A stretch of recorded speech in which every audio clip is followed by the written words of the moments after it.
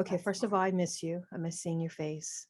Well, I mean, that's because you basically abandoned me to do your job and then find out that you're going to be a grandma for the third time.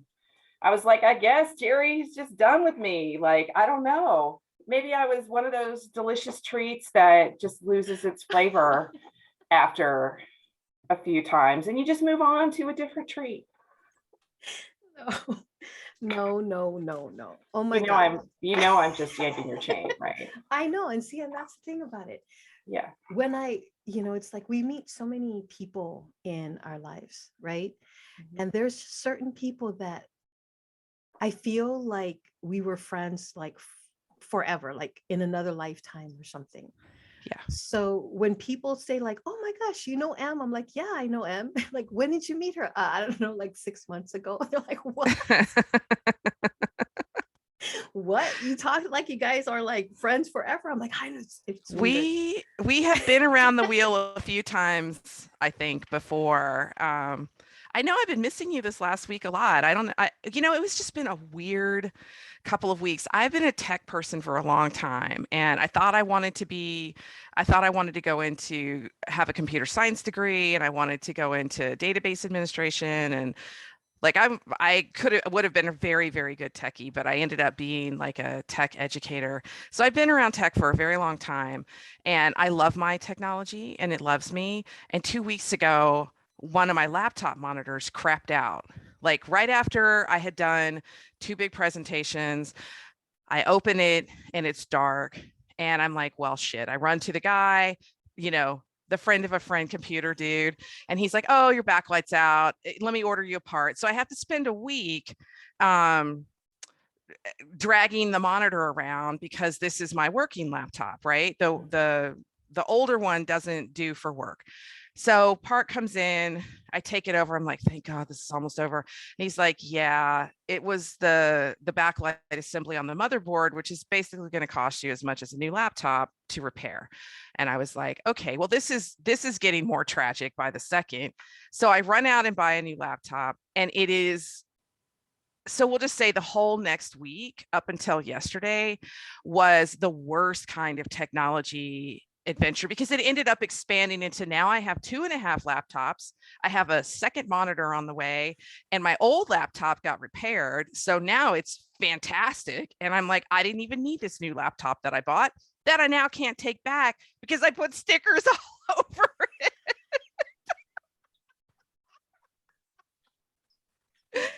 But it's fine. The new laptop, I managed to do all the shit you have to do to get it to run a little bit better, operate a little bit better. So it has been a couple of weeks of just a bunch of nonsense. And I was like, where is Jerry? Why isn't Jerry here to make me feel better? So, it's been crazy. And just listening to you talk about how, just everything that you've been through. It's amazing on how some people who don't really know the life of being self-employed, right? It's like they're like, you are so lucky that you're going to be like self-employed. I'm like, well, I am lucky, but that means that when stuff like this happens, I'm the one who has to take care of it. And even though I'm real good at it, like, I don't think my shoulders moved once in the last 2 weeks. I think they were basically just frozen in place, a little bit of a stress posture, a little bit of a rage posture.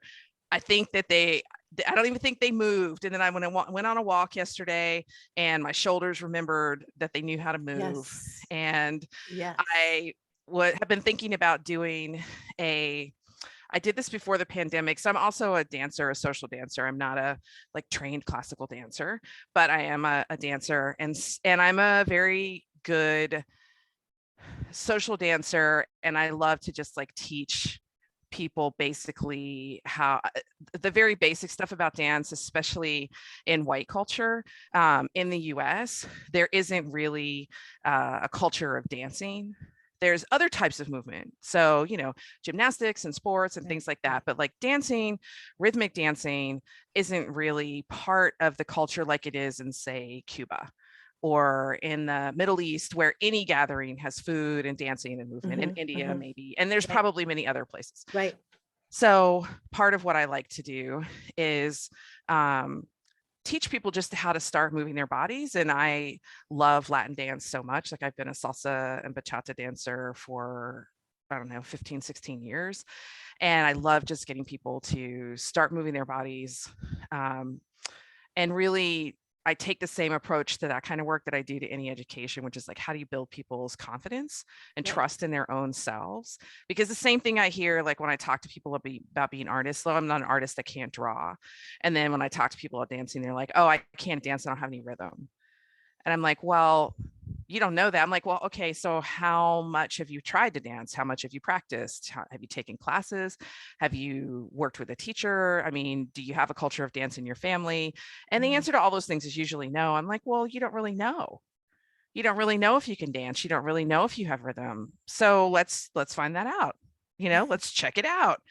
So I've been thinking about doing that over the summer, doing like a series of dance classes for our BIPOC community if they want to join, and our LGBTQIA community. And the way that I approach dancing, social dancing, is a little different. Like I take a gender neutral approach. So anybody can lead, anybody can follow. And especially when you're in Latin dances, it's very gender based. So taking that kind of approach is pretty different, but I have both led and followed for probably the last decade, and it's made me a better dancer, and I'm a very good follow and I'm a very good lead, and it just like increases enjoyment of the dance so much to do both parts. And then a lot of people may not identify being male presenting or male, or female presenting or female as the way they want to dance. So why should dance be a gendered institution? I don't understand that. That is such a decolonizing way of thinking of things. It's so beautiful, because it's like so Jeremy and I, we were always playing around, right? And I always wanted to learn how to salsa. Oh, and yeah. Well, you picked the right friend. That's why my Facebook name is Emareena Daniels. Well, this is what stalking can do, right? You can get all the information. Oh, it's true. It's true. You do have the classic stalker look. I think it's the hair and maybe the grandma. Right? Maybe it's the grandma. Oh, you know what it is? It's the dimples. It's definitely the dimples. Yep, exactly. Exactly. So total stalker. No, I'm just kidding. But she's not kidding. when we know how to move our body. Okay, so I'm gonna be resigning from my position, right? At the Makatio School District. That's the end of June, right? At the end of June. Yeah. And I've been working from home for the past month just because of my health. So I told you about my kidney and everything like that, and issues that I've been having around my kidney. And so yesterday was 11 years since I removed my right kidney. And my left kidney is still kind of like, it's not up to par, right? It's I've got to really be careful. But a few months ago, it was so scary because my kidney dropped so low that my nephrologist was like, you've got to start the process for a kidney transplant. You need to think about dialysis. You need to do all of this stuff. I think we met right after you had gotten that information. Yes. Yes. Something like that. Yep. Like we met like in December or November or something like that. Yeah. Yep. Exactly. And so it's like, it was scary, right? So I'm like, oh my gosh. And I had gout.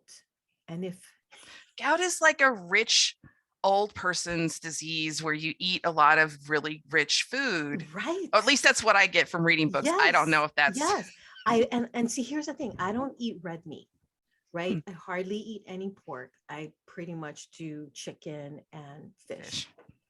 And vegetables and everything. I need to increase my vegetables. But I had gout, I think it was like in October, 3 times. Oh my goodness. 3 times. And so I have to go on 3 bouts of prednisone. Oh my gosh. Did you like look like a blueberry like in Willy Yes. Wonka and the Chocolate Factory? Yes. Yes. Yes. And it was so bad. So it's like that was like in October, November. And I just started to watch myself deteriorate.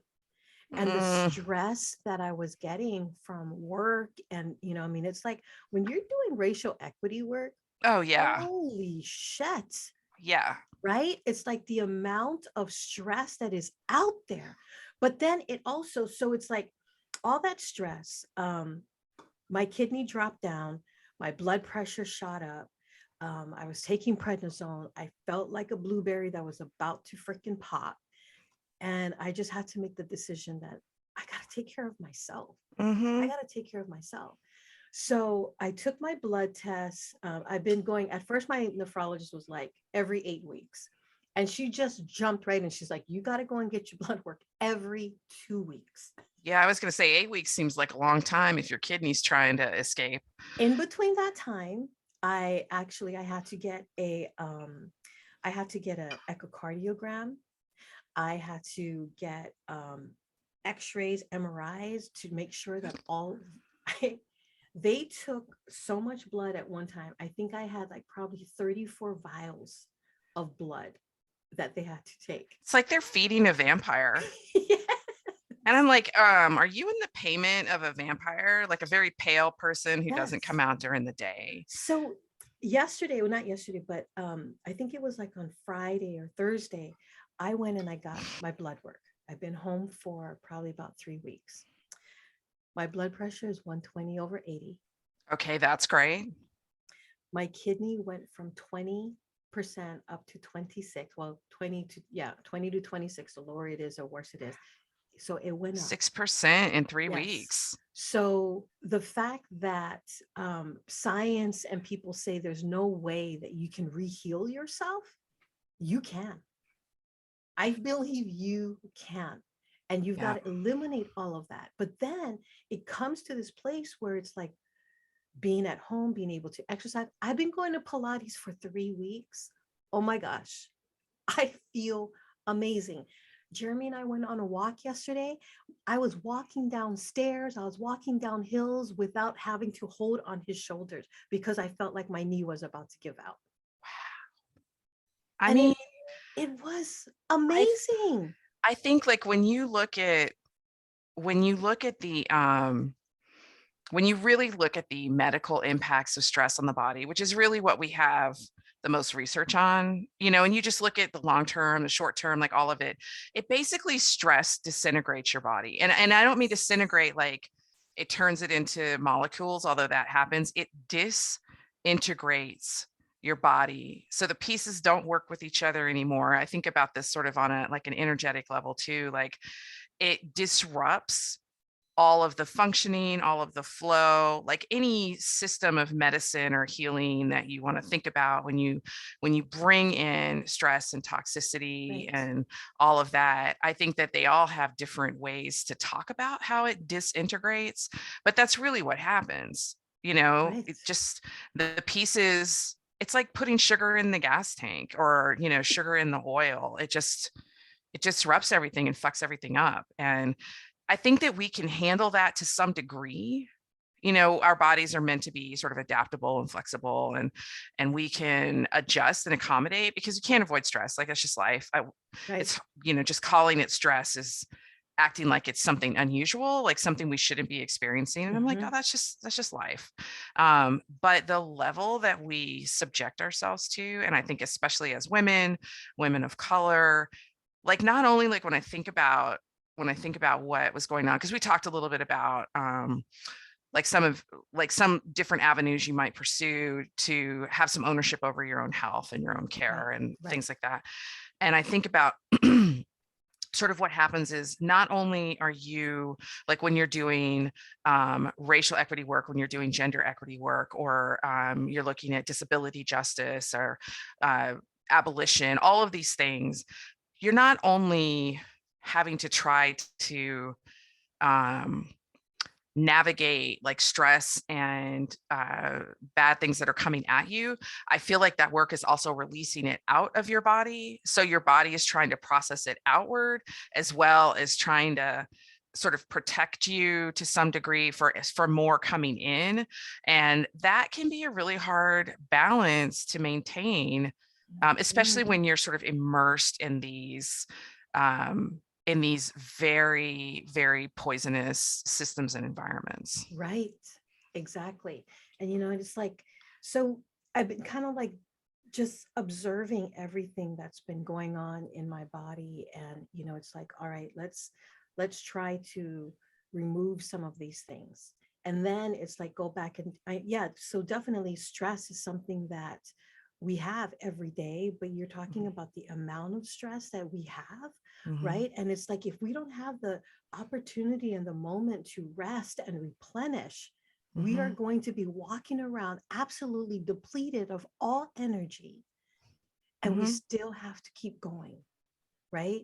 And so, and then we have systems in place where we become dependent on that system.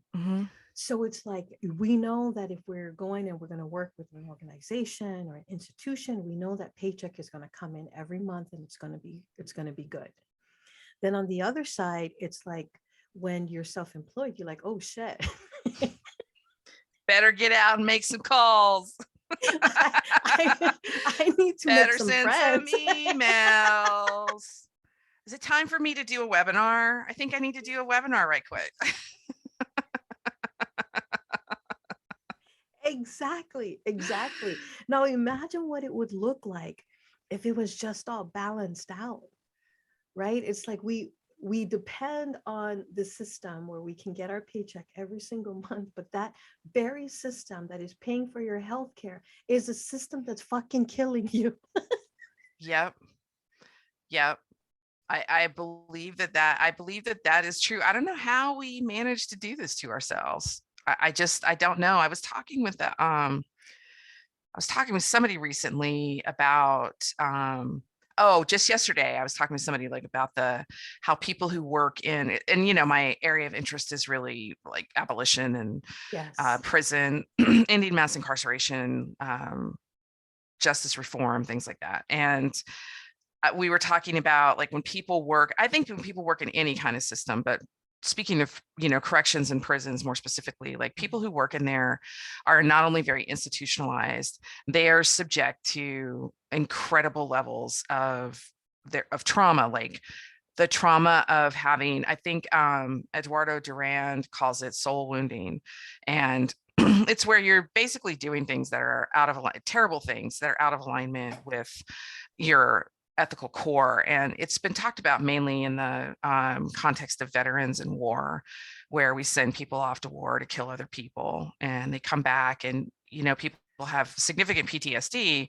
But I think that that's also very closely connected to the fact that they're being instructed and trained to kill other people, and for whatever reason they can't or won't refuse to do those things because they're in the military and they're in the system that has taught them to do this. And I wonder sometimes if the soul wounding piece of it, I talked about this a little bit in the book, is I think that people who work in corrections and work in prisons and any type of carceral spaces, and carceral means lockdown, so people are there involuntarily and they are not allowed to leave.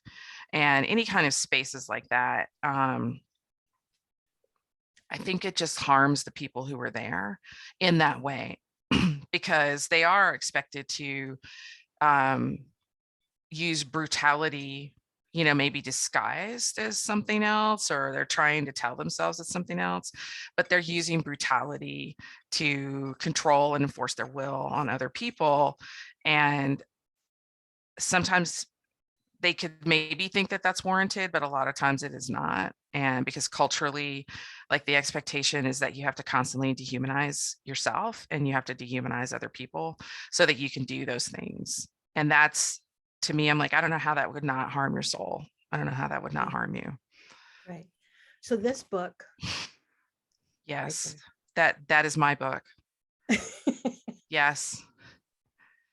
So it's not a summer beach read, people who are listening. It is not the book that you necessarily are going to find yourself on the beach with in the summer, because I have been told that it is pretty dense.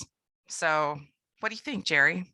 Well, no. Okay, so there's a lot of words. You know, I mean, it's like There's a lot of words. you have a lot It's of true. you have a lot of words. It's not a picture book. It is not. But the things that you have in here, right? It's like you talk about trauma responsive and the language of healing. Okay, so you've got trauma responsive, and Mhm, right after that, you have the language of healing. mhm, And I was like, so when I opened it up, and I'm like, this is my kind of book, because you're able to talk about the trauma, the inequities, the bullshit that is happening, but then at the same time, you're still able to talk about healing. And so sometimes people feel that it's either one or the other, mm, you know? mm. And it's like, depending on which part of the book they open up to, or they hear you in a webinar or in a podcast like this, and they pop in and they would read this, they'll be like, oh man, this is depressing. This is like, I don't, you right. But Mhm. then it's like, you've got to read the whole, you have to read the whole book, and you're able to see on how this is your heart work. This is your aloha that you're giving to people. Mm. This is what it is. And so even though it may be, like you said, dense, and there's not a whole lot of pictures in here. I mean, I'm just going to say that the pictures that are in there are not a lot of them, but I made them all. You I made made them. them all. They're all mine. A couple of them are mine and my colleague Bill's, but I made them. Like, I designed all of them. You're So so all of talented. the, I mean, come on, I know how to use Word and drag a shape around and put some words in it. Like, come on. But the idea, like, I'm not a particularly visual person. So that's why they're basically, so all of you, if you haven't read, if you aren't reading the book and whatnot, they're not fancy. They're basically just shapes with words in them, because I'm not extremely visual in that way. Someone else might have been able to do like Like a on little page bit fancier. 37, you have this one. Yes. So that one I actually am pretty proud of. Page 37 is we're telling all of you who are not reading along with us in the storybook. So this is probably one of the things that I feel most proud about, that I had no idea of until I started writing this book. It's the points of entry diagram. And I think that it might be one of the more important things that I am talking about. And I think, Jerry, we've talked about this before, but one of the things that happens, and I think that this is partially white supremacy, partially it's just the nature of science, sort of generally, is to put everything through the lens of science, and in this country, it often, when you talk about harm, it becomes medicalized. So it gets relegated to the institution. So the best example I can think of is childbirth. So, women have been giving birth for millennia, as long as there have been humans, and it was never required that they be in a hospital. And certainly having access to medical professionals and has definitely helped. But the fact that now childbirth is almost entirely medicalized, and people giving birth have to oftentimes really struggle to find people outside of medical institutions. Right. And certainly insurance doesn't want to pay for it and all of this kind of stuff. And I'm like, childbirth should not have to be medicalized. And so I think about trauma in the same way, because just as we all as humans experience birth, either being birthed or giving birth, we all experience trauma. It's just life. It's just part of being alive. There is no human on this planet that has not experienced some form of trauma, because we have survived through. That's why we're here. Like, we manage our ancestors, our villages, our tribes, our nations survive trauma. That's how we're here. We don't know what a non-traumatized brain would even be. Right. So that's right. part of our evolution. But we've been dealing with trauma in so many different ways. And to say that now the only way that trauma work can happen is if you are seeing a particular therapist, or if you are taking a particular type of medication, or if you're engaging in a particular type of, I don't know, action or practice or something, and that's all associated with the healthcare industry, I think is just completely wrong. And I think that we have to really stop that before it really gets any further. Right, because it's like childbirth is trauma for the baby being born as well as for the Mhm. mom. And there's some where it's like, okay, yeah, you do need medication, but it doesn't have to be something where it's so sterilized and it's like, this is what you have to do. So Mhm. basically, I mean, what I'm hearing about, you bring a different approach to trauma. Right now, we think of trauma as something that is bad, that Mhm. we demonize it, when it's something Mhm. that is part of it's part of being human beings. Yeah. Hmm. Yeah. I think That's it is. I mean, I think that there are a lot of things that, well, let me be real clear before people get up in arms at me over this. I I I think there is a lot of trauma that is egregious yes. and unnecessary and all of this kind of stuff. And I also think that whenever you have humans, you are going to have a lot of stuff that is egregious and unnecessary.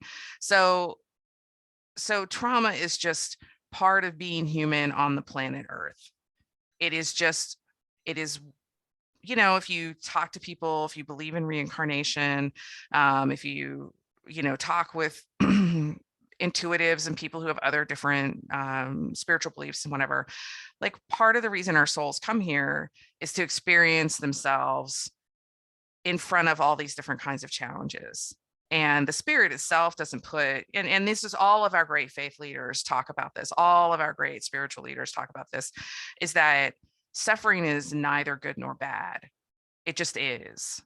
And one of the reasons it become, or challenges, or life is neither good nor bad. And the reason that we call it suffering is because we attach a value to it. So there's all kinds of different ways to explain why we feel bad, why we get depressed, and all of this stuff. So there's a whole bunch of, there's like a huge buffet of ways we can approach this. And one of the things, when I was writing this piece, and Bill and I had run into this before, where we felt like the work that we were talking about, like in terms of educators, was not, we were always very careful to say, coming to our workshop does not make you a mental health professional. You do not, you do not now have the tools to go try to do therapy Yes. with people, and you should Yes. not be trying to do that.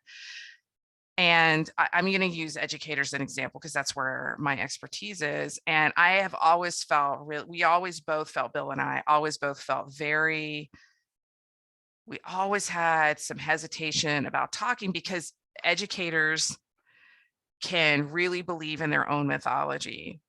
They can really believe that, like, once they get a few classes in something, they're then an expert, and they can go do, and I've seen it happen. I've heard people talk about it. I've heard them, the way that they talk about their students. I'm like, why are you asking them about those things? You don't, when you start to open those doors, if you don't have the training and the understanding, whether that's therapy, whether that's as an indigenous healer, whether that is as like a shaman or an emotional healer of some kind, like if you don't have some specific training and some specific skill sets around helping people close those doors again, then you're fucking them up. And you have to stop Yeah. doing that. Like Yeah. it's bad for them, it's bad for you, and we shouldn't be doing it. And I know that that seems like a very black and white statement, but I feel like it's true. And I feel like it requires a lot of conversation around what is the role that teachers play, like, because we are in front of a lot of people who have a lot of stuff going on, and how should we handle it? um, I'm part of a couple of groups on Facebook that are like trauma informed education and all this Mhm. kind of stuff, and Yep. I swear I am watching teachers, especially K through 12, and it is breaking my heart because they've already gotten done all their education as teachers, they've gotten their certifications, they've been working as teachers, and now they're all running out to get certified as trauma informed teachers. And all of those programs are about being mental health professionals. They're all through the lens of mental health, because that is the only way that we are talking about trauma response, is that, so teachers are now having to also learn how to be social workers and counselors. Like, what the fuck? Mm-hmm. And they're teachers, so they're very in tune. They know that their students are suffering. They want to do what they can. I mean, and I'm like, and schools are just don't seem to care. We as a society don't seem to care. We're like, yeah, just let them go out there and pay their own money and let them do all this stuff. And like the level of sort of delusion and deliberate blindness around the dynamic that this is setting up is staggering. Yeah. It's staggering, because what if you have one teacher who's basically like a social worker who's delivering some content a little bit at a time, right? And then the student goes into another classroom, and then you have a teacher who's like, why the fuck are you not doing your work? Like, I'm not here to hold your hand and be your babysitter and make sure that your family has money for rent. I'm like, well, the other teachers shouldn't have had to been doing that either. There should have been some way for them to connect to someone in the community or in the school who was doing that work. So it's just been sort of extraordinary to watch this over the last year or two, like this rush for teachers to somehow now be also social workers and mental health professionals. It's extraordinary.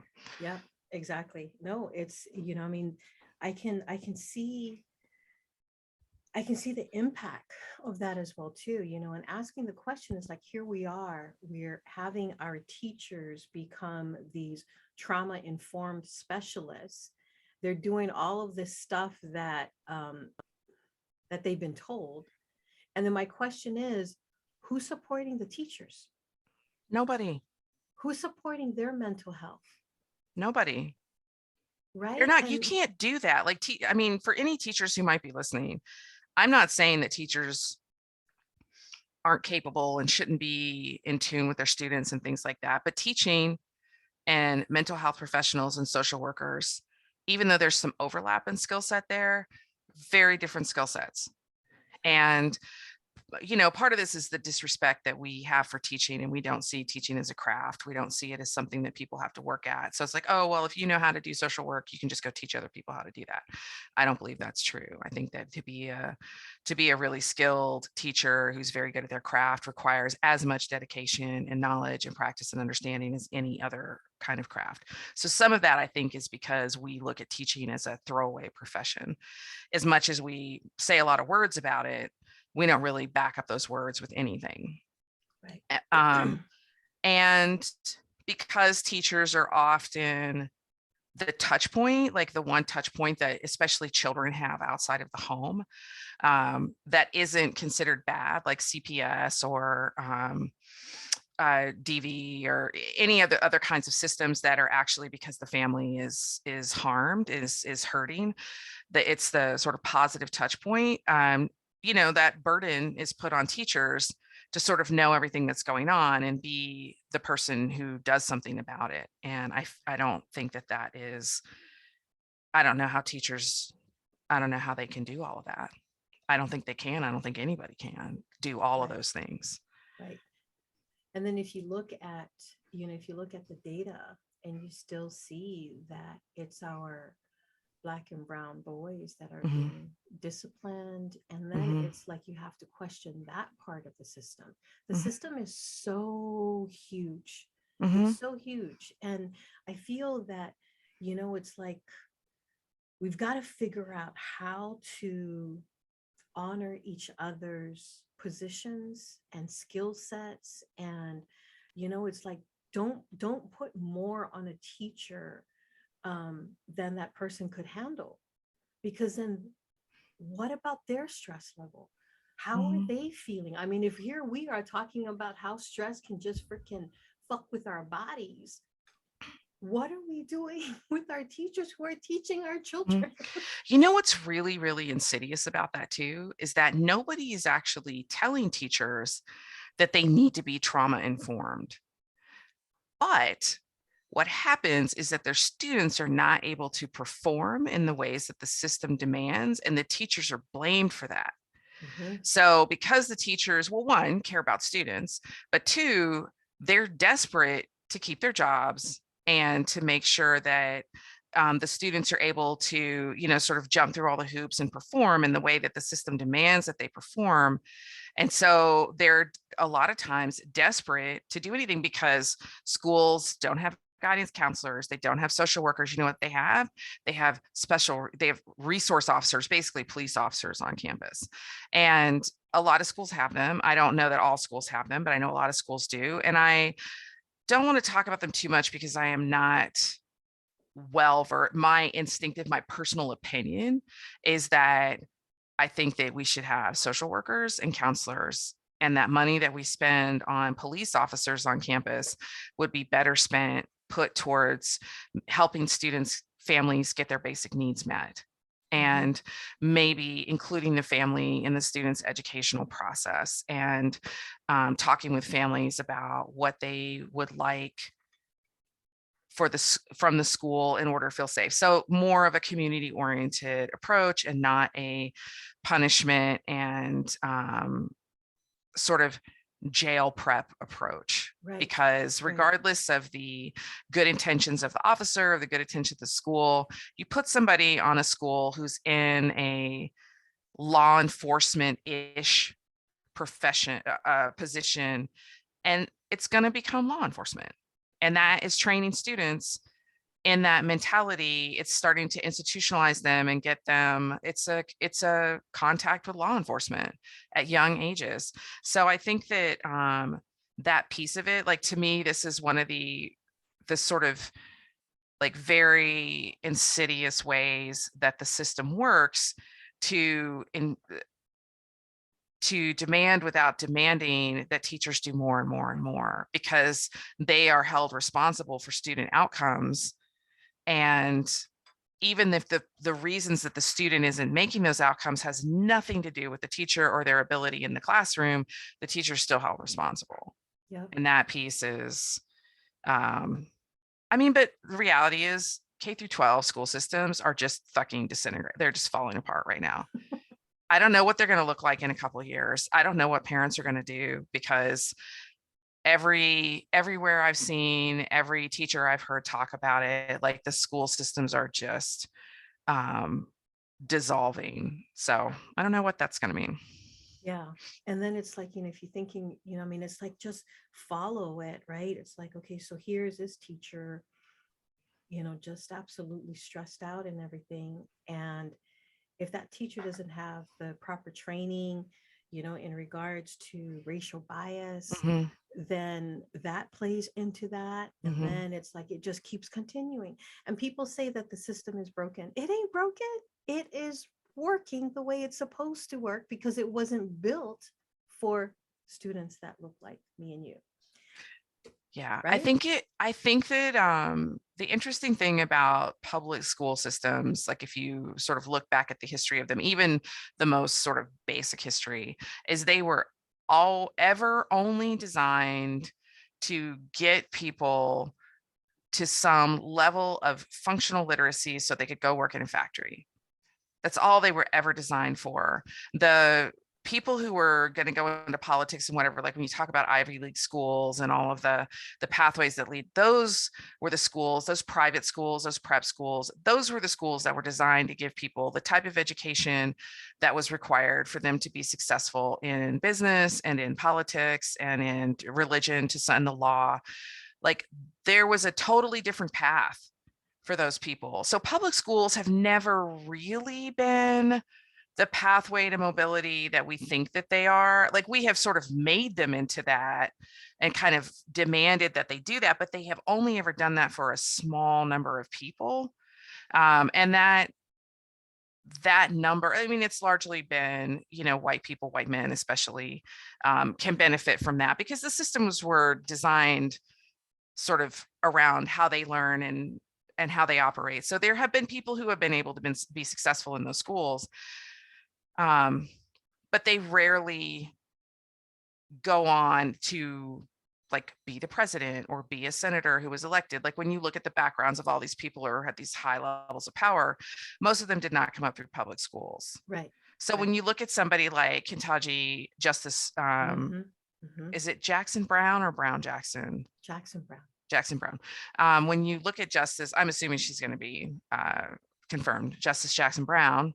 The fact that she spent time in public schools is actually an exception to most of the rule, that most people don't get to where she is by going through public schools. And I think that whole, private schools are funded by wealthy people, and they have been, and they're entrenched in that way, and public schools are dissolving now because what we want from them, what we are expecting from education, and what we want for, our children, and I would say to some degree, our young adults and even older adults who want to come back to school, we want so much more from education now than what it was ever designed to do.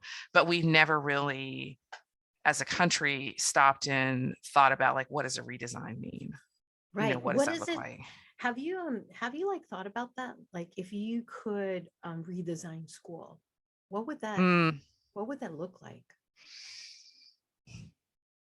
Well, I would focus. So you have to take this out of the framework of Eurocentric thinking. So I am gonna, so one of the people who was very influential to me when I wrote this book was Dr. Edwin Nichols. And he developed a framework on the philosophical aspects of cultural difference. And he really talks about how humans just relate to knowledge, how we perceive information, and then how we translate that. So he talks about sort of 4 very large groupings of humans: European and Euro-American, African-American, Latino, Arabian, and then Asian American, and Polynesian, and Native American. So these are not particularly nuanced groups, but they're very large. So, and also know, like these kinds of frameworks, everybody has a little bit of everything. And even if you're born into one sort of grouping, you could certainly have an affinity for some other kind. So this is not in any way, shape, or form saying everybody has to be this way all the time. So when I saw this, and he talks about European and Euro-American, that they're a member object group where the highest value lies in the object and acquisition of objects. So if you sort of think of everything as an object, or that you try to, your way of understanding the world is that everything is an object of some kind. So time becomes an object. You break it into minutes and hours, and knowledge becomes objects. Freire talked about this, banking methods, siloing education. Everything becomes an object, and you're trying to acquire it. So that's not a wrong way to understand the world. It's not wrong. It's just one way to understand the world. And there's a lot of that can be really important and valuable in a lot of ways, like when you're talking about science, and when you do want to try to have some kind of standard of trade, for example, where people are sort of agreeing that things hold some similar level of value, for example, right? So there's a lot of ways that's really valuable.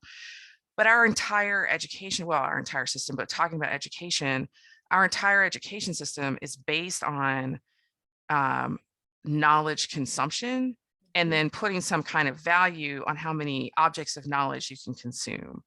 So that's what grades are. Grades are a way to assess who is good, who is best at the consumption of some certain kind of knowledge. And I think that if I were going to redesign schools, so it's not really about learning and education, because we don't really have any way to determine if you learn something or not, only if you can like regurgitate it on a test. And that to me isn't about learning. So I think we have to really, if I were redesigning schools, I would really focus on how do we help people become the best learners that they can be, not the best content consumers, but the best learners. And so in the book, in chapter 6, actually did think about how we could repurpose education. And I developed, as all people do, put together a learning model called the expansive learning model. And it's just got 4 different, very broad categories. One is how we know. So it's based on Dr. Nichols' work on how we interact with and understand the world. And then what we know. So this is all of the information and content. And then how we learn, which is where we put so much effort into understanding like what kind of learners, but fundamentally, we don't put any effort into understanding how we perceive the world. So you can say, oh, somebody's a visual learner, and then you can feed them a bunch of slideshows and a bunch of graphics. But if the way that they understand the world has more to do with relationship or has more to do with thinking about destiny, like they see things as sort of, this is my destiny, this is my fate, this is, you know, what's in store for me.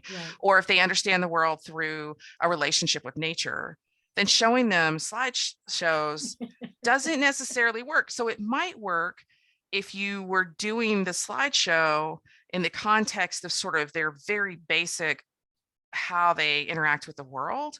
Like maybe you could do that, but since you aren't really, or maybe you did a slideshow. So if there's somebody who really interacts with the world through rhythm and rhythmic expression, then if you did a slideshow that somehow incorporated that, then you probably would say, oh, they're a visual learner and they need some type of consistent rhythmic something. Okay, so how do we do that?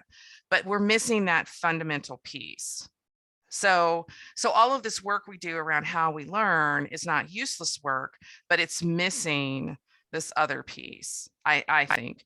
And then the last piece, and this is where we talk about like, how do we make the strongest learners, the most confident and capable and excited and curious learners, is we want people to share what they've learned with other people.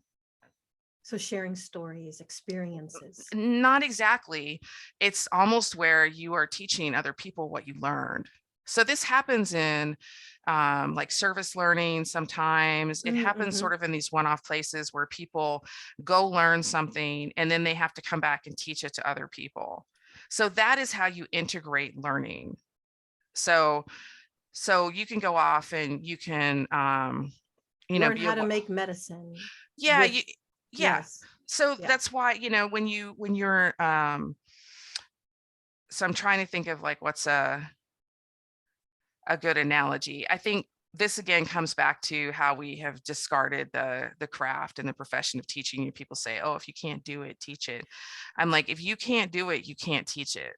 Right. So it's like for my permaculture, I took a permaculture class and we actually went out to Squim and we learned how to harvest, you know, dandelions and nettle and all of, you know, how to actually get devil's club, right? So we went out and we foraged and but when we did that, we also had a blessing as well too, because we're taking something, right? And then it's like the energy that comes from that. And so learning all of that and then coming back and implementing it in my own garden on how we grow things and everything, and then teaching that to, you know, my grandson.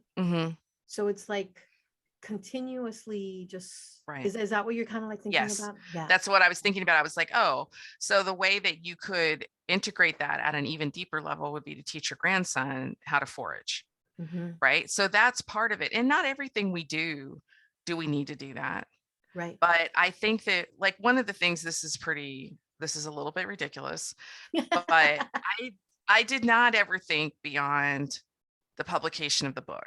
I didn't really think about it. I had this very vague idea of like, oh yeah, I'll do some presentations or something like that. I just didn't really think about it. And it took talking with, I'm going to be speaking at Princeton in May for their Prison in the Academy symposium. I'm going to do a short talk and a Q&A with them.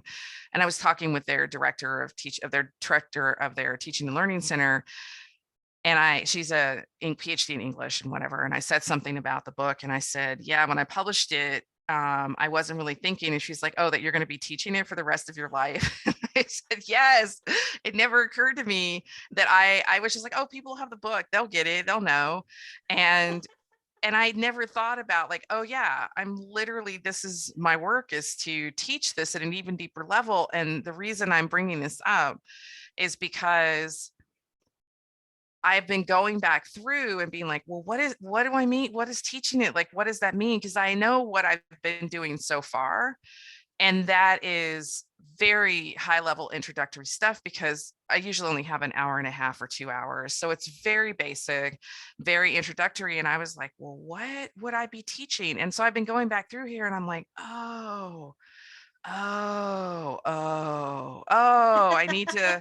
I could do this, I could do that, I could do this, I could do that. And it has been a real, just really fascinating to go back through here and say, oh, so this helps me integrate it even more. And I wrote a book, like I wrote this book and I'm still like, oh, I'm going to integrate this even more. And as I integrate it more deeply, it also opens up other areas of inquiry and other areas of Yes. curiosity and other Yes. areas of exploration. And my hope is that it will do that for other people also. So Yeah. this diagram on page 37, the alternate Mhm. pathways into trauma work, like that, I had never even thought about that before I started writing this book.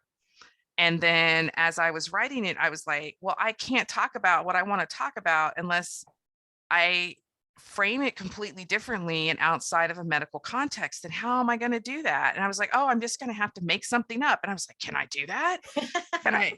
Can I do that? Like, surely somebody else is doing. And I was like, no, nobody else is even talking about this. So I was like, oh, all those other stuff, people just made that up. There was Right. nobody like dropped a diagram from heaven into somebody's PowerPoint. Like no angel came along and like slapped a sticker of a graph onto somebody's Right. computer. Like people just made it up. And I was like, all right, well, I'm going to make it up. And then my hope is that other people are going to look at this and say, oh, I agree with this, and let me like dig into this area of work, or be like, oh, I disagree with that, and let me talk about this. Like it's just the starting, like we're so at the very, not even baby steps into this. Like in Yes. 100 years, people are going to look back and be like, oh my God, what were they thinking? Like that's just, what was wrong with that? Like what happened that they were just like so couldn't see this thing that now we see so clearly? And my hope is like this is part of moving us in that direction. Well, it looked, I mean, it's like just reading the, the center circle, acknowledge and transform historical and systemic damage. Mhm, That is amazing. I mean, it's like people are looking at this and like, what does that mean? We talk a lot about systems, right? mhm, We hear about how people want to talk about systems and change the systems, and the system is broken and blah, blah, blah, blah, blah. But the system is not broken. It's doing exactly what it's supposed to do. Who's in charge of creating these systems? So we can't really change the systems if we're not changing the hearts and minds of the individuals that are in charge of the system. mhm, But then when you're looking at the work here, it's like, what damages has already been done? And how do mhm. we go back and create this place of healing? Right? I mean, it's like you and I are going to be with a Resma next week. I know. I feel like we should have like a debrief after, like we should Oh, have dinner or something. We absolutely. should totally do that. Okay. All right. Absolutely. I think I have like 4 Absolutely. or 5 friends who are going to be on that call. We should do like Yep. a dinner debrief after or Oh, something. absolutely. Okay. Absolutely. All But right. I'm looking at this, and you have settle and expand the nervous system, Mhm. right? And Mhm. so it's like when people look into that, it's like, what does it mean? Well, if you remove people from the place that is the root of who they are, then the nervous system is going to be very unsettled. Mhm. Because I mean, I think about being away from Hawaii, right? And it's like when I do go home, everything, every cell in my body remembers. And it tells me that my cell and my body is not just remembering that moment, it is remembering generations and generations of the aloha, the love that is around me, the medicine that is around me, the ocean, the family, the relations. And when I remove myself, my nervous system is shot. It's shot. So how And you do we wonder why your manage that? kidney is unhappy. Yep, exactly. So when we're looking at systems, we have to stop looking at systems as if it's outside of ourselves. So I mean, I love that. Restore and strengthen community. Yeah, I mean, and it's all connected, right? It's like, so in the time of, it's like settling and expanding the nervous system. And when I look at this, I see I have to put myself in it, because I've got to acknowledge the pain and the hurt and the fact that healing doesn't stop. No, that's part of the Healing reason I got doesn't away from stop. using. That's why so people who are listening, when Jerry was talking about the language of healing, the whole reason I put that in the book was because I don't like to talk about healing in the way that it's usually referenced in terms of trauma, because healing for me is the first way we think about healing is like, oh, we're going to heal something and then we move on from it. And it's a physical analogy, right? Because the physical body heals to a certain point, and then for the most part, it doesn't really go past that. So if you sprain your finger, you're going to get back a certain range of movement. Maybe you get back all your movement, maybe you don't. But once you get that back, like there's only so much you can't ever get beyond that. And I'm setting aside all of the outliers and because we know that the human body can be miraculous, absolutely. But in the range of sort of the usual, there's a finite end to a physical healing process. And trauma is not. I don't think that trauma is like that, especially the type of profound trauma that we're talking about, like especially because this book is written in the context of mass incarceration. It's written in the context of people who have been imprisoned and directly impacted.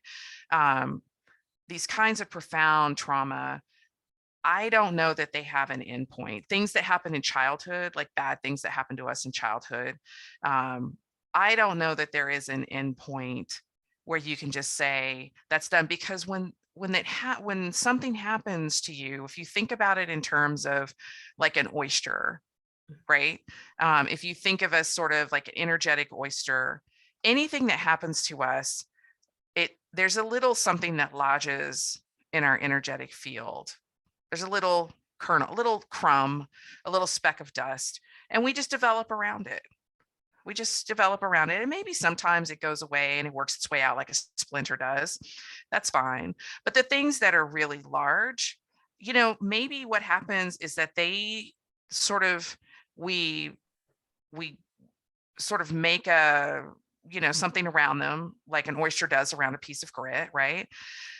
But the thing is always there. And even though maybe pieces of it sort of break off, like if you think of it in that way, like something that dissolves over time, then there's maybe a big pile of it to start with. And over time, as you work and integrate and think and evolve and all of this stuff, like it gets smaller because it dissolves and pieces of it dissolve. And that's when that stuff comes up, right? You're like, oh, I thought I worked through that issue, but no, here it is in front of me again. And that's because maybe a little chunk broke off and kind of floated out. And now you got to deal with it as it exits, right? So the piece is always there. And not only that, like your energy formed around it. So if you somehow like removed it, there would be a big hole there. And so it's not about removing it, and that's also like a form of denial of our experience. Like, why would we want to deny this thing that is a real fundamental part of who we are, like how we developed ourselves, how we developed comes around that, but more like acknowledging that that's what that is. And going back to this idea of integration, how do we integrate that into who we are so that it helps us become a better version of ourselves? It helps us Mhm. like evolve in this way that is about creativity and joy and exploration and curiosity. And it moves us on in that branch of evolution and moves us away from this, what I think is hopefully a dead end branch of like cruelty and brutality and domination in all of its forms. You know, I don't want humanity to go in that direction because that direction is death. You know, and then, you know, maybe we start over, maybe humanity starts over, maybe Earth is like, y'all are real irritating and I'm done with you now. I mean, that's, you know, I guess possible. But I want us to move in this other direction where we're really sort of seeking out um, things that are increasing our well-being and ways that we can help the planet, you know, recover and rejuvenate Yeah. after, you know, some of the harm that we've done and animals and the water and ourselves, like the harm that we've done to ourselves. I want us to go in that direction. And I think that we don't do that by denying. And when you think about like historic and intergenerational and systemic Mhm. damage, I mean, those things come in at birth. You Yeah. know, they happen in the womb. They happen before then. Maybe it's the way that our biological parents interacted with each other, you Right. know, the energy, the dynamics that they had, like all of that stuff. So we don't have control over that, but we absolutely can decide how we're going to accept that into who we are Mhm. and how we're going to work on and release or retain or just, I'm thinking of the right, because it's not really restore. I mean, integrate is probably the best word I can think of right now. Like, how do we understand that as part of ourselves and not deny it, but also don't let it control us? Right. Right. Oh, you just, it's so beautiful. I mean, it is. It's such a, to think about how, you know, we are able to, we can do that. We're able to embrace all of that, right? Mhm. We can do it. We're flawed creatures. We're flawed creatures. I We mean, but have flawed beauty. compared to what? Exactly. Exactly. Like what Yep. flaw? I Yep. mean, if you want You're to right. compare me to a store mannequin, I guess, but I don't accept that comparison. True that. I True that. have no flaws. And if you don't believe me, just ask me and I will tell you how many flaws I don't have. True that. I need to change that, right? It's like changing our I mean, language, that's the changing very our narrative. Christian. It Yeah, that's is. like a very Okay, you know what? Christian. You know that thing in between, that trauma and stuff like that? Yeah, Yeah. I got Yeah, it. we all do. Like it's just part of how I mean, and I think that that's part of it. Yes. Like we don't, you know, don't blame yourself, don't shame ourselves, none of us, like even white people, that is so harmful for them too. It's harmful for all of us, like that idea that I somebody once told me, they were like, why do you think that white men die so early? And I was like, I don't know why. And they're like, well, like who's their ultimate role model? Their ultimate role model is God. God is a white dude and God knows everything and God does everything and God protects everybody. And no white man can live up to that. Like, that's so sad. Like, it's so terrible. You know, Yeah. that would be like on some very deeply unconscious level, like this is your archetype and your role model is this like weird, totally volatile person who's like, I love you unconditionally unless you make me mad. And then I'm going to do some real bad shit to you. Like, that's terrible. Nobody deserves that. That is true. You know, it's like you help me to see things in such a different way where I don't have to feel shame of whatever things I've done in my past or blame myself, right? Where it can come to that place of, um, it can even get to the point of self-hate, Yeah. you know? I mean, Yeah. it's like I've been down that world before. And Yeah. it's like you just kind of helped me see it so differently. So I appreciate that. I appreciate that. Yeah. I mean, I feel like that. I don't know. I don't talk about other countries very much because I have always felt like my work was in the United States. I feel like there's so much work here.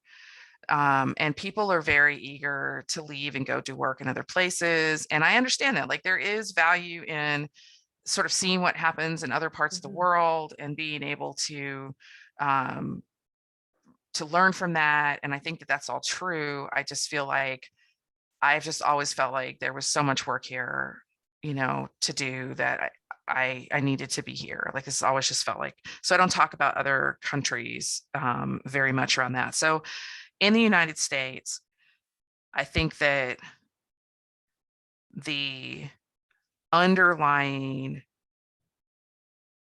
sort of emotional state is shame. Mm. I feel like in this country, and I can't, I'm speaking very loosely right now, but I feel like this country was founded on genocide and the things that were done to Native people. People ran from their, even the original Europeans who came here were running from persecution. They were running from being shamed for what they believed. Um, they came in here under great duress, and then they turned around and they inflicted their own shame. People will do anything to avoid shame, anything. You never want to put somebody in a position where shame is what they're trying to avoid, because they will do anything. And that is when people are very dangerous. And so when people come over, and Resmaa Menakem talks about this. He was also a huge influence. This is where Settling and Expanding came from, was his work, which is also connected with Bessel van der Kolk's work, who he wrote Body Keeps the Score. And I think that those initial European settlers came over, and they clearly just inflicted their own shame and pain and trauma viciously and violently on the people that they encountered. And so when that happens, like when you look at the Christian religion, so my stepfather passed away, what year is it? 11 years ago this summer. And he was a Vietnam veteran, and he never talked about his time. He didn't talk with us about anything, but he definitely did not talk about his time in Vietnam. And in the last 10 years of his life, he discovered that he had been exposed to Agent Orange. So his body was disintegrating, but he also was I feel like the PTSD from the war and the shame just ate him from the inside out. And he would never allow us to help him. He would not seek help. So the Agent Orange ate up his physical form, and the intense trauma and shame ate him from the inside out. And he was I was a Southern Baptist. I went to Southern Baptist church and was baptized when I was much older. And I tried really hard for a lot of years to believe in Christianity. I tried to be a good Christian. It was what I knew. I really wanted to be a good member of the church. And I always knew, though, that there was something wrong with me. I did not believe in the way that the people around me believed. And I tried for years. And when I finally broke with the church, my stepfather could not understand it. And he was terrible to me. Like, he was really, really terrible to me. And I think that I was asked to speak on my journey away from the church a number of years ago when I was living in Portland. And I looked at my stepfather and I realized Christianity has no avenue that I am aware of. I'm going to put that out there, for self-forgiveness. All of the forgiveness has to come from an external source. And that's, God or Jesus, or I guess maybe Mary or priests or whatever. I know Catholicism and Christianity, or I'm not a scholar, I'm not a religious scholar, I'm just talking about my experience. So when I thought about that, and I was like, oh, there's no route to self-forgiveness. And I thought, oh, this is why Larry was so just incensed about me leaving the church, and just was so desperately trying to convince himself and convince everybody else that he was a good Christian and all this kind of stuff, because he couldn't forgive himself. Yeah. He couldn't forgive himself. And the forgiveness of God and Jesus clearly did not work for him. Like, he clearly didn't believe it. And even though he never talked to us about any of this stuff, like, I am really good at understanding, like, this is part of my work, is sort of knowing what's going on, and understanding some of these like emotional motivations and things like this. And I, never talked to him about that. He and I were estranged the last 10 years of his life because he was awful. For many reasons, he was terrible. And I think a lot of it was just all of the suffering. And so when I think about that, and I think about Christianity and how this country, the origins of this country in blood and shame, and it doesn't surprise me now that we are still in this place of blood and shame. And people, when you look at like QAnon and the insurrection and all of these things that happen, I'm like, these are people who will literally do anything to avoid feeling shame. And I think it is the intergenerational shame. It is, how can you not feel some kind of shame and regret and grief when you think about the slaughter of millions of Indigenous people, when you think about the incredible ongoing suffering of Black people in the United States, of the, African slave trade. Like, when you think about that, or that's why people can't even acknowledge it. They can't even acknowledge it. They want to deny the Holocaust, to deny that happened. I mean, the levels that people will go to avoid feeling shame are dangerous, can be dangerous. And, Brene Brown talks about shame a lot. That's, I think that if people are interested in learning more, she is definitely the scholar to look at around that.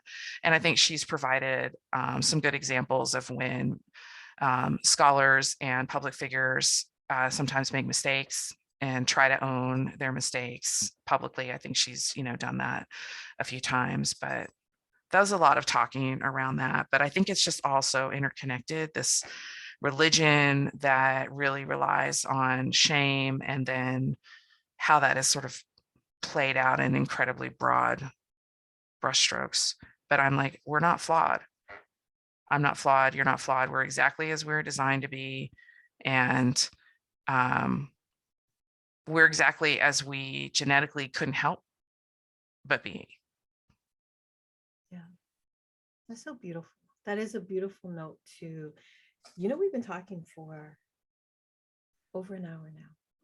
Yeah, It well, always happens like that. I mean, I do use a lot of words, as somebody recently told me. I love it. I love it. It's like, definitely, I really appreciate you writing this book, Building a Trauma Responsive Educational Practice, Lessons from a Corrections Classroom. So if you haven't gotten this book, I would really recommend you getting it. And like Em said, this isn't a book that you're going to take on the beach during your spring break. Don't do it. Don't do it. Go get a softcore porn novel from a used bookstore. Oh, by the way, those are the ones that are basically pink and blue and purple covers, and they usually have a very muscular male with very little clothes on, and often a fainting, delicate appearing female, and they masquerade as romance novels. They're really not, though. Right, exactly. Well, so I definitely, we need to do this again. And I want to be able to bring you back on the podcast to talk about how are things going after you speak at Princeton. I'm sure if you start to create I hope whoever listens, it's like all 5 of my listeners. Oh, come on. You have more than 5 listeners. I make at least 6. Exactly. You're 6. But it's like sometimes I do live in this fantasy world, and Jeremy always tells me that I gotta like come down from the clouds, and I'm like, no, I don't want to, because I feel that somehow up here in the clouds it's possible. It's possible when I surround myself with individuals like you who want to see a different world, who actually helps individuals to realize that we're not flawed. How many of us walk around this fucking world thinking that we're flawed, right? I Mhm, mean, I do, I just did, right? I mean, mhm. it's like when we can be our best selves, we can see things where, why aren't other people having the same thing, right? It's like we can create a different world, we can create a different school system, but it all depends on what we do with it. So it's like knowing you exists in this world, that I want to stay up in the clouds, and then it's like we could create it. I think that the hard part, um, I was just meeting with some people when we were talking about this, and I'm like, the creative piece is really, it is so delightful to live there and just like daydream and envision and imagine. And it doesn't surprise me that so many people want to stay there, because bringing something out of that world and into the reality that we exist in is labor. Yeah. It is birth style labor. It's not the same. You're not necessarily pushing a human out of your vaginal canal. Like, that's not happening.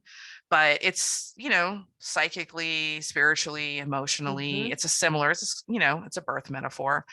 And it is really, really hard. And you don't always know, like, when I have not given birth, but I'm going to say I do understand sort of how it works. I understand. I just want to let everybody know, haven't experienced it, but I do get it. And I think, your body knows what to do, right? Yes. Your body knows, like, that baby's coming out. There's only Yep. one way for it to come out. Your body knows, built to like push that baby out.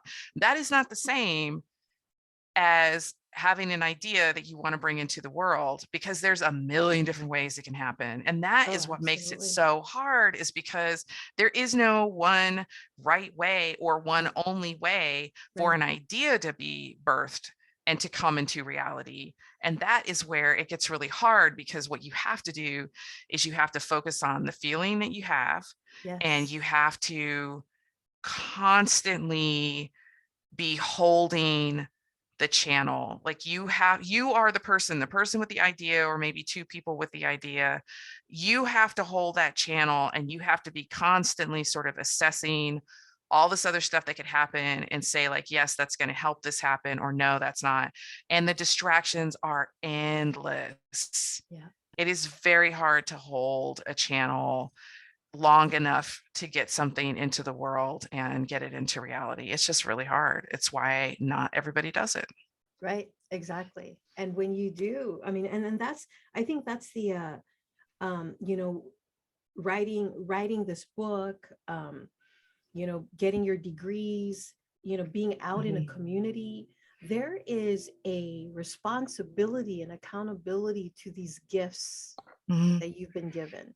And mhm. there's people out there who have them and they abuse the shit out of them, That is true. you know? People who Yeah. feel like, oh, well, I did this thing, so now I'm entitled to something. Yeah. I'm like, well, it's like parents who think because they had a kid who did something good, that they're somehow entitled to something that that kid gets as Right. we see it a lot. Like, the egregious examples of like Honey Boo Boo or something like that, like a child star, and they have a parent, or Britney even, and Yes. her father and the conservatorship. Like, you're not entitled to anything because you brought a human into the world. I mean, certainly you want to have a good relationship with that person. Yep. You're their parent, you love them, you want them to love you back. Like, all of those things are true. And if that child is wildly financially successful, you're not really entitled to that. Like, Yep. did you maintain the relationship so that they want to share that with you? Or are you just like guilting them into doing it because you? So I feel like that's, no, parents, I'm not throwing any shade on you.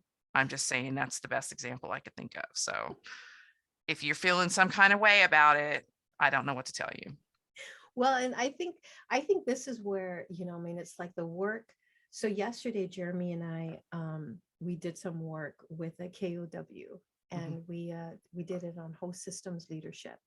And it's looking at all of the different components of the system and realizing that there are a million, a trillion, a billion ways of entering into a system, and no Yep. one way is perfect. Nope. No one way is perfect.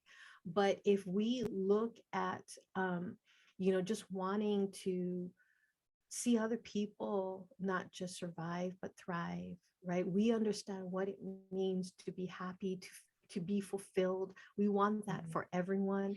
And when we talk about that, then we have to like break it down on all of these other systems that are in place that will ensure some individuals will be able to live a Right. lifestyle and some individuals won't. It's like, how do we find that balance? So it's huge. And so I'm looking forward to doing work with you. I feel like I'm all about the aloha. I'm all about having people see the connection and the responsibility that we have to each other because we're all family, right? It's like being able to take people down the path to where it's like some stuff you're going to read in M's book is going to be triggering, but you know what? Check that trigger. Ask yourself, where is that trigger coming from? Don't blame or shame yourself, but open it up. I mean, that should just Question it. be feeling like that. And I actually, I don't really like the word trigger because it's a metaphor of violence. Mhm. It's a metaphor. And that's me personally. I don't like it. I think Resma talks about activation. Like Activation. you feel Yes. activated. It's like you get that jolt, and it's almost always a shame jolt. Yes. It's almost Yes. always like a some sort of self-judgment jolt. And then you jump into, well, that sucked and I will do anything to avoid that. So let me find it. I mean, it's almost always grounded in some kind of shame. And so when you feel that little, Mm. whatever that little jolt is, um, that should be an indicator that there's something for you to look at around that. That's what we should all be feeling instead of immediately starting to lash out at somebody else or, whatever that is. We should be looking at that as like it's a way for our bodies and our hearts and our psyche to get our attention. It's Mhm. more like an attention getting thing. Yes. Now, there are certainly, this is not to say, like, so I was just talking with someone recently and they had read chapter 4. So chapter 4 was the hardest chapter in the book to write. And it is the chapter about working in prison. And I'm just going to say, I don't think I've ever written anything that hard in my life because it was such a slog. And it was every bit of writing it felt like I was trying to normalize something that wasn't normal, that isn't and should never be normal. And it's very different than the rest of the book because there, to me, is no way to write about working in prison with any kind of joy. Like there just isn't. And, so I was talking with a friend and they were like, yeah, chapter 4 was totally different. It felt much more cynical and much more, sort of hopeless. And that felt really bad to me, like to hear that feedback. It immediately, I was like, okay, there's something here for me to be thinking about. So that was one thing that happened. But then the other piece was like, just from what I know, from the students that I had that I still stay in touch with and the things that we talked about, when people leave prison, and again, this is very limited. I am not speaking from anybody else's story or perspective. Mhm. Um, there's a real desire to leave it behind.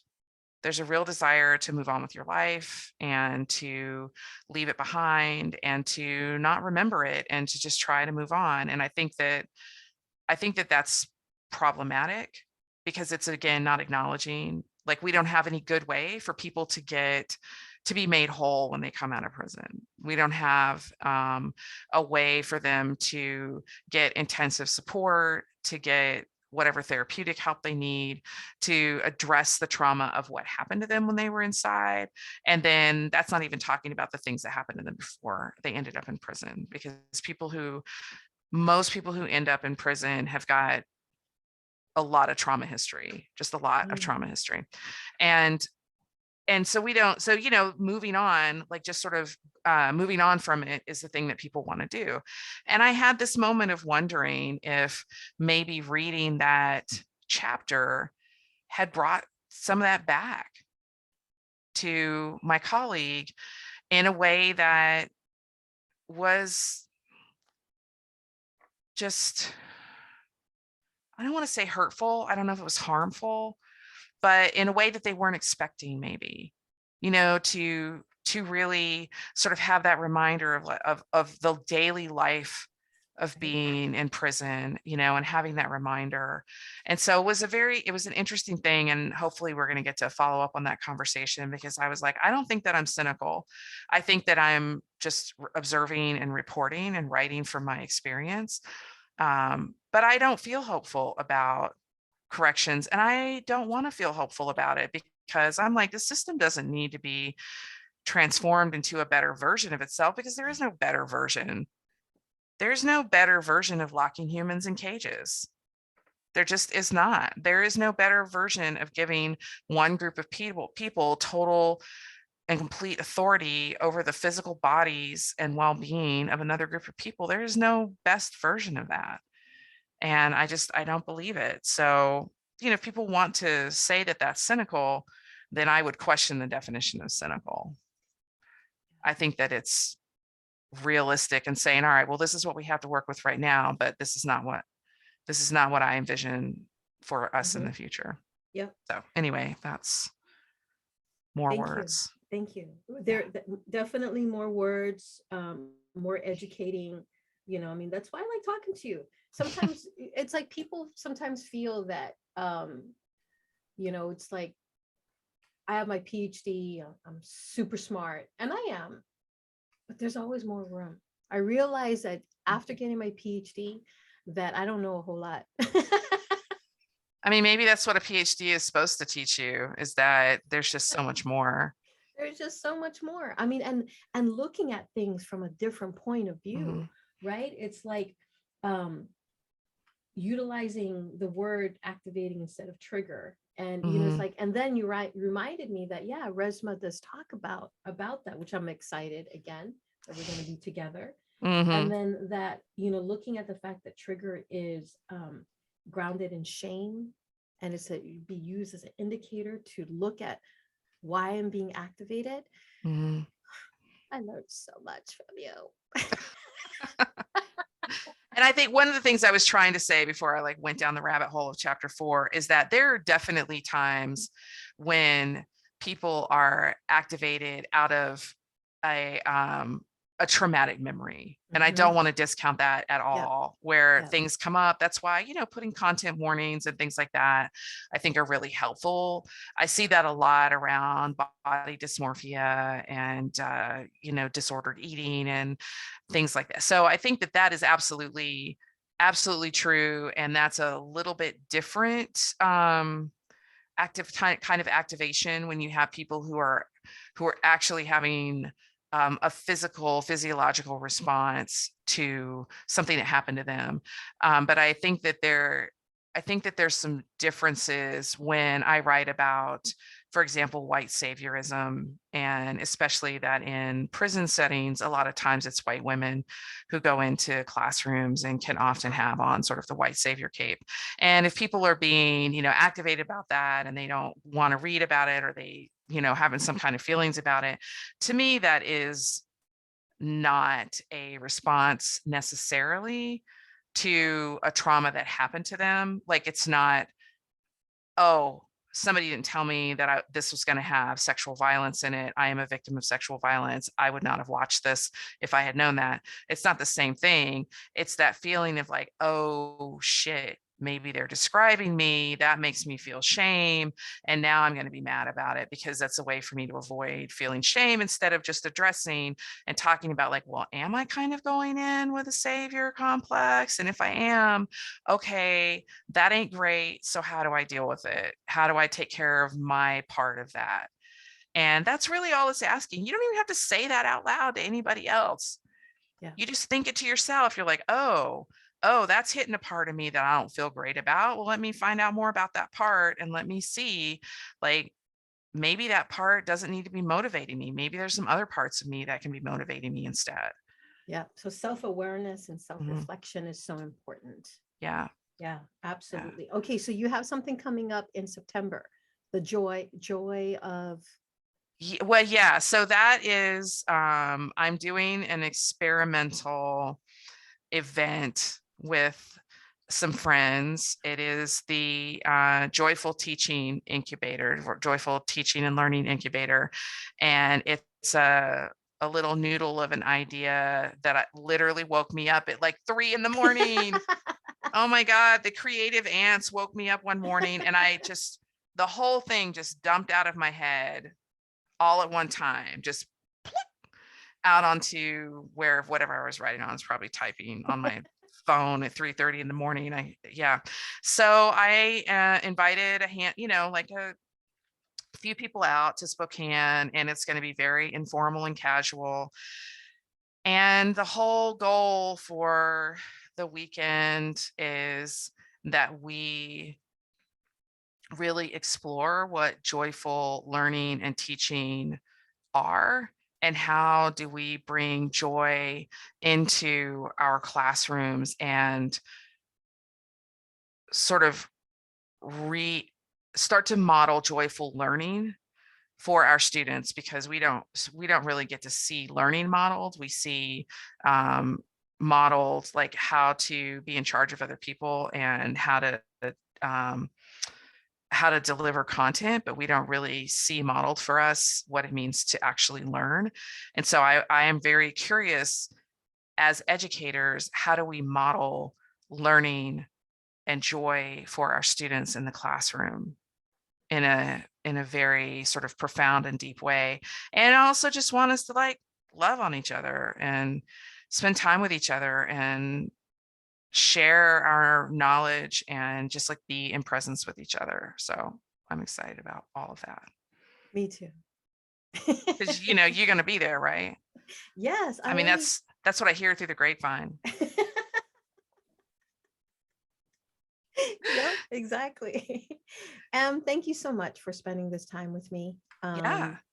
I am excited to be in your presence. So I'm going to stop this recording for Okay. right now. Okie doke. Did you need me to say goodbye or anything? Oh, Should I yeah, say that's thank you probably, to the readers, to the yeah, listeners who made it through however long this is going to be and listen to however many thousands of words that I said? I really appreciate you listening. Yeah, I don't get to talk. I get to talk to people, but not.